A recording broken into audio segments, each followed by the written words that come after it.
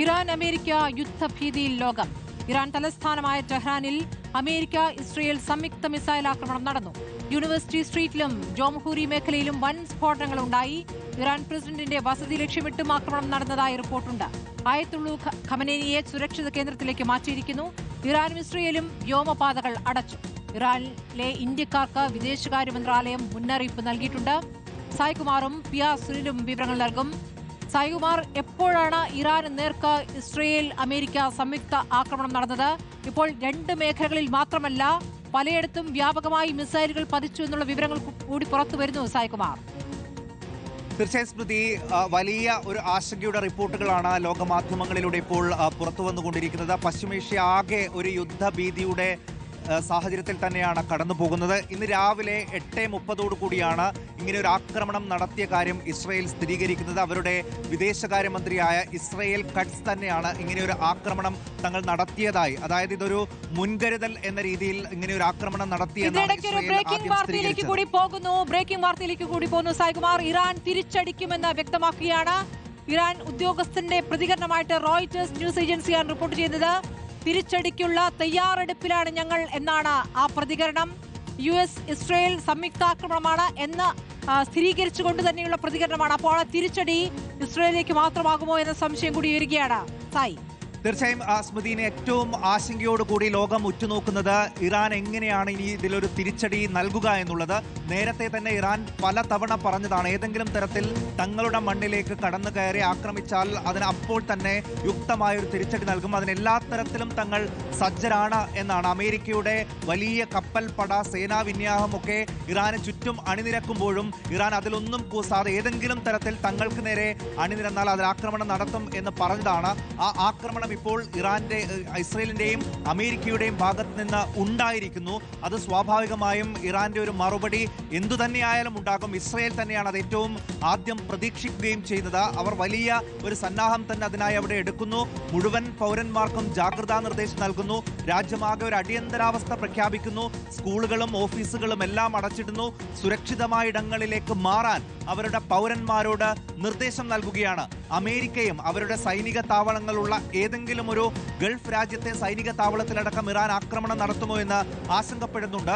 കഴിഞ്ഞ കുറച്ച് നാളുകൾക്ക് മുൻപ് ലോകം അത് കണ്ടതുമാണ്. അതുകൊണ്ട് ഖത്തറിലുള്ള അമേരിക്കൻ പൗരന്മാരോട് ഷെൽട്ടറിലേക്ക് മാറാൻ, അതായത് ഒരു കാരണവശാലും പുറത്തിറങ്ങാതെ ജനലുകളും വാതിലുകളും അടച്ച് വീടിനകത്തോ ഓഫീസിനകത്തോ എവിടെയാണോ ഇപ്പോൾ സുരക്ഷിതമായുള്ളത് അവിടെ തന്നെ തുടരാനുള്ള നിർദ്ദേശം ഇപ്പോൾ ഖത്തറിലടക്കമുള്ള അവരുടെ പൗരന്മാർക്ക് നൽകിയിട്ടുണ്ട് എന്ന നിർദ്ദേശം വരുന്നു. ഇന്നലെ രാത്രി തന്നെ ഇസ്രയേലിനെ മുൻനിർത്തിക്കൊണ്ട് അമേരിക്ക ഒരു ആക്രമണത്തിന് പദ്ധതിയിടുന്നു എന്നുള്ള സൂചനകൾ ലോകരാജ്യങ്ങൾക്ക് ലഭിച്ചിരുന്നു. അതുകൊണ്ട് തന്നെ ബ്രിട്ടൻ, കാനഡ അടക്കമുള്ള ചൈന അടക്കമുള്ള രാജ്യങ്ങൾ വളരെ വേഗത്തിൽ അവരുടെ പൗരന്മാരോട് ഇസ്രയേലിൽ നിന്നും ഇറാനിൽ നിന്നും തിരിച്ചു വരാൻ പറയുകയും ചെയ്തിരുന്നു. ഇപ്പോൾ ഇറാനിലുള്ള ഇന്ത്യക്കാർക്ക് വിദേശകാര്യ മന്ത്രാലയം ജാഗ്രതാ നിർദ്ദേശം നൽകിയിട്ടുണ്ട് എന്നുള്ള റിപ്പോർട്ടുകളാണ് വരുന്നത്. ഇപ്പോൾ ഏറ്റവും പുതിയതായി വരുന്ന റിപ്പോർട്ടുകൾ വലിയൊരു സ്ഫോടനം ഈ യൂണിവേഴ്സിറ്റി സ്ട്രീറ്റിലടക്കം ഒരു വൻ സ്ഫോടനം നടന്നിട്ടുണ്ട് എന്ന തരത്തിലുള്ള റിപ്പോർട്ടുകളാണ് പുറത്തു വരുന്നത്. അങ്ങനെയെങ്കിൽ അതിൽ വലിയ ആൾനാശമടക്കം ഉണ്ടാകാനുള്ള സാധ്യതയുണ്ട്. അതിന്റെ റിപ്പോർട്ടുകൾ ഇപ്പോൾ പുറത്തു വരുന്നില്ല.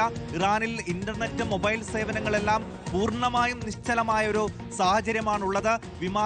വ്യോമപാത പൂർണ്ണമായും ഇറാനും ഇസ്രയേലും ഇപ്പോൾ അടയ്ക്കുകയും ചെയ്തിട്ടുണ്ട്. എന്തായാലും ഇതിലൊരു മറുപടി സ്വാഭാവികമായും ഇറാന്റെ ഭാഗത്ത് നിന്നുണ്ടാകും.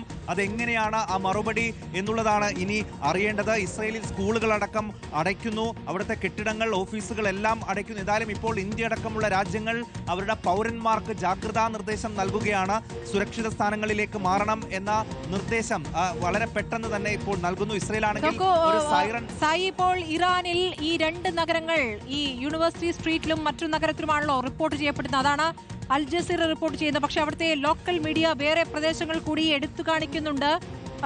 നഗരങ്ങളായ കെർമൻഷാ, ലോറസ്താൻ, തബ്രീസ്, ഇസ്ഫഹാൻ ആൻഡ് കറാജ്, ഈ പ്രദേശങ്ങളിൽ കൂടി ആക്രമണം ഉണ്ടായി എന്ന് പറയുന്നു അവിടുത്തെ ലോക്കൽ മീഡിയയുടെ റിപ്പോർട്ടാണ്. അപ്പോൾ അത് ടെഹ്റാനിൽ ഒതുങ്ങുന്നില്ല.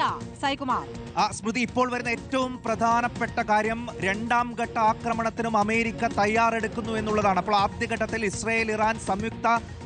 ഇസ്രയേൽ അമേരിക്ക സംയുക്താക്രമണത്തിന് പിന്നാലെ ഇതാ രണ്ടാം ഘട്ട ആക്രമണത്തിലും അമേരിക്ക തയ്യാറെടുക്കുന്നു. അപ്പോൾ ഒരു യുദ്ധം തന്നെയാണ് അമേരിക്ക ഉദ്ദേശിക്കുന്നത് എന്ന് പറയേണ്ടി വരും. അമേരിക്കയുടെ കൂടുതൽ വ്യോമ നാവിക ആക്രമണങ്ങൾ ഇപ്പോൾ ആരംഭിച്ചതായുള്ള റിപ്പോർട്ടുകളാണ് ഇപ്പോൾ പുറത്തു വരുന്നത്. നേരത്തെ 5 പ്രധാനപ്പെട്ട പട്ടണങ്ങളിലാണ് സ്ഫോടനം നടന്നത്. ടെഹ്റാൻ, ഇസ്ഫഹാൻ, കോം, കരാജ്, കർമൻഷാ എന്നിവിടങ്ങളിൽ ആദ്യഘട്ടത്തിൽ വലിയ സ്ഫോടനങ്ങൾ നടന്നു, വ്യോമാക്രമണങ്ങൾ നടന്നു.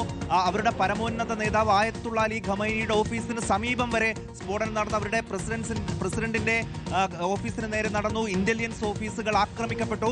അപ്പോൾ ആയത്തുള്ള അലി ഖമൈനിയെ തന്നെയാണ് അമേരിക്കയും ഇസ്രയേലും ലക്ഷ്യമിട്ടത് എന്ന് തന്നെ വേണം കരുതാൻ. പക്ഷേ ഇറാൻ നൽകുന്ന ഒരു വിവരം, ഇപ്പോൾ ആയത്തുള്ള അലി ഖമൈനി തെഹ്റാനിൽ ഇല്ല, അദ്ദേഹം സുരക്ഷിത സ്ഥാനത്താണ് ഉള്ളത് എന്നുള്ള ഒരു വിവരം. അതോടൊപ്പം തന്നെ ആരോഗ്യ വിഭാഗത്തിൽ നിന്നുള്ള പ്രതികരണങ്ങൾ, ഹെൽത്ത് മിനിസ്ട്രിയിൽ നിന്നുള്ള വക്താവിന്റെ പ്രതികരണം കൂടി വരികയാണ്. ആശുപത്രികളോട് അലേർട്ടായിരിക്കാൻ പറയുന്നു. ആംബുലൻസുകൾ തിരിച്ചിരിക്കുന്നു എന്നുള്ളത്, അതായത് ആക്രമണം നടന്ന മേഖലകളിലേക്ക് ആംബുലൻസുകൾ തിരിച്ചിരിക്കുന്നു.